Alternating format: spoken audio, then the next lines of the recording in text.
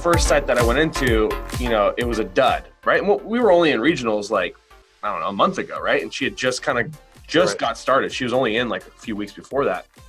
And I think what you're saying now is really important for people to hear, because I think some of us, when we're first getting started, we're so eager to prove to ourselves that this works, even though we've seen, I don't know, hundreds and hundreds of case studies before us and all the people before us, but it's really about ourselves, like the faith of, hey, I want to see it for myself come to fruition. And I responded to her, I said, listen, there's not a site that's ever a dud necessarily. Like, you can rank, because hers just hadn't ranked yet. She's in LA, right? Massage. Never a dud. Right? So it's a really important thing, I think, that everyone needs to hear, even those that are just starting out, is like, listen to a guy that's in the future, Peter. He's 2-3 years in the future of where you're currently at if you're just getting started. And now the confidence is, I can rank anything. I don't even care if it's low-hanging fruit. You guys got to remember, the reason I tell you to go into low-hanging fruit first is because I'm trying to do what Peter's saying he didn't have early on, which was build the faith that the process does work. And then once you've kind of done it enough times, then it becomes like, I can go after national or global type of terms. It's just a matter of time, effort, energy, monetary exposure, what have you. But the process, whether it's underwater basket weaving Sacramento, which, by the way, I still got to read that site you made for me. Yeah. Oh, gosh. I'm sorry. I got to do that. I'll do that. Okay. Whether it's underwater basket weaving today, whether it's underwater basket weaving Sacramento, or it's the most cutthroat terms on the web, the same processes that we're lining out for you guys apply, right? So no site that you guys ever put up is a quote unquote, it was a flop or was a dud. You just haven't put enough time, energy, and effort into it to see it all the way to fruition. So don't be one of those people that gives up early on something because it didn't hit exactly on the timeline that you concocted in your brain. Understand that there's guys and gals in this group that have been around for many, many years before you. And we've seen, like, hey, not every site, even if it is low-hanging fruit, hits the timeline that we kind of laid out, because there's a lot of factors that go into ranking. But the process of content and backlinks is always going to win the race as long as you stay consistent with it.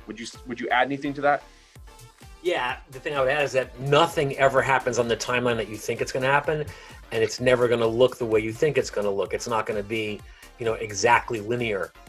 And you're going to have a site that may rank right away, and then it might end up, you might get your ass kicked by somebody else, and another site ends up being the site that wins the day. You just don't know what's going to happen.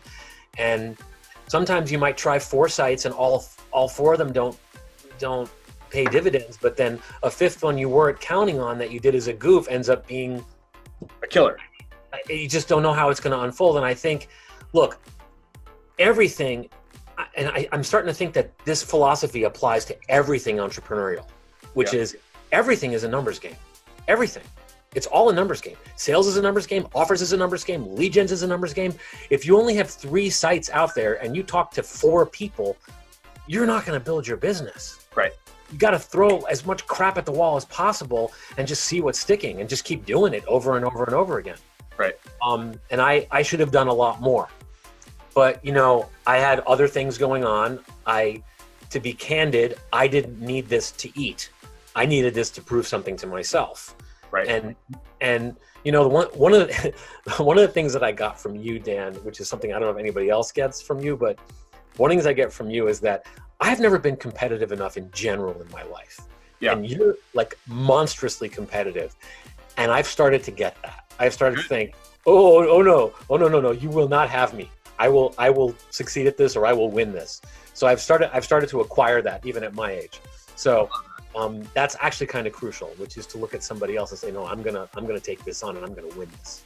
You have to I did talk about it at regionals a bit. Having that person you're competing against or the person you're competing for is, in my opinion, it's massively crucial for success as an entrepreneur. Because, like the guy you had at the car dealership, just like that. Right? Yeah. It's like there has to be something that I wake up every day with that I'm looking towards or I'm working towards, and like whether it's martial arts or exercise or music or whatever, like usually there's something you're doing it for. There's an end result that you're trying to accomplish and you're competing for it, And so I think a lot of people, they weren't raised that way. They were raised in a household where that was competitive. It was, it's, hey, everyone's just, give everyone a trophy. Everything's great. I Right, can't stand that, by the way. The whole youth sports, I coach all my kids, basketball teams and teams, and everyone gets a freaking medal now. I'm like, we lost. You don't deserve a medal. You lost, kid. Right. And sometimes they don't even keep score anymore. Oh, it's completely, I keep score though. I'm keeping Right, score. But I think that goes on a lot, right? Yeah, it's insane. They don't even keep score sometimes. Yeah, they want little Johnny to feel good about his life. It's like little Johnny needs to lose so he gets that competitive edge, where little Johnny needs to get beat up like Dan did in 8th and 9th grade. So then he got freaking some grit and went and learned Muay Thai and he started freaking kicking people. Right. That's part of life, and it's same through in entrepreneurship. It's not the same physical, altercation or physical outcome that you have. So sometimes you guys, people that are watching this, if you're brand new, like pick a guy like Peter and be like, I'm going to kick his ass in money. Or I know there's probably some guys or gals in this group that you've looked at and you're like, oh my gosh, like I'm smarter, better. I've had more business acumen than this person, yet they're beating me in their lead gen business. And like, yes, that has happened. Target. Yes, that has happened. Trust me, it happens to me even at this point, Let me just text you the list. Please do.